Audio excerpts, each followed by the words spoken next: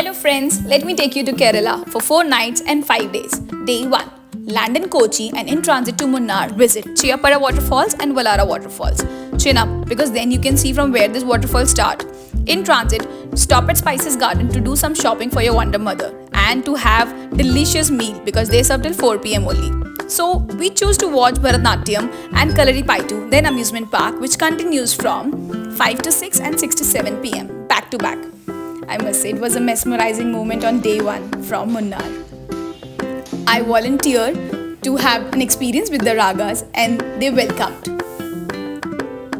Day 2. Sleep well because next day we're going to start from 5:30 am with Jeep Safari and off-roading. If you're a morning person, it will be easy for you because you will be willing to admire the sunrise. And as said, that sunrise are worth a wait. And next stop was to the hanging bridge, which was literally moving as we were taking the walk, and capturing the video was little difficult. Then we moved forward to the echo point and we did tested the echo just like we used to do in our childhood days, and a walk to Mathupeti Dam. Actually a running. This energy is what sunrise can give you guys. Do it more often. Waking up early and traveling. Yes, the morning is not yet over without the Ripple waterfall and the rainbow, which I have witnessed after a good 12 years. And the evening, or say early afternoon after the lunch, was all about the culture and the traditional tea museum, which they've been doing it from 1880 to 1919 and 1956 and capturing all the moments in the tea museum. And moving ahead to the Ravikulam National Park, which is perched at 7,000 feet above the sea level. Here you need to go by a bus, where we did trek for 1 kilometer and chit-chat with the Nilgiri Tar. It is Tar, not Thar, an endangered mountain goat.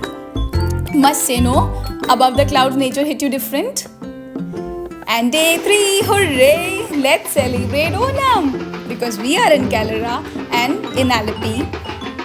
Before we move to the next place to stay, I know you are well aware the stay will be very special this time.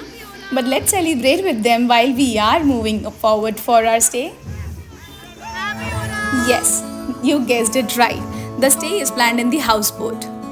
An afternoon, before you do, please ride and suggest Anna that only you can do, because once you will do it, the people will stand in a queue to do it.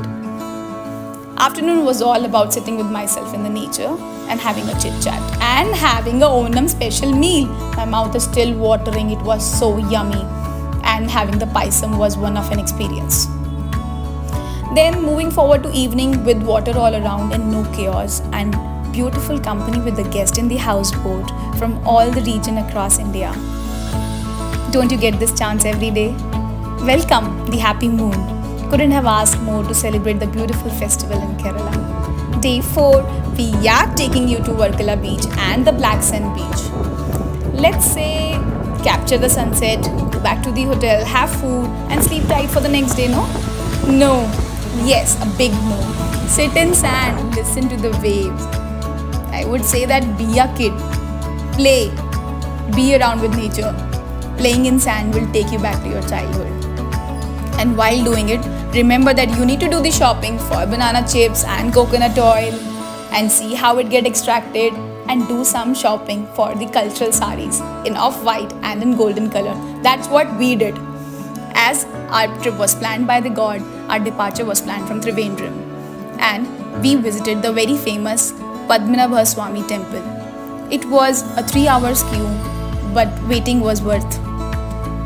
And I would say after that, God has the next plan for the next trip. Would say bye-bye till we meet for the next time.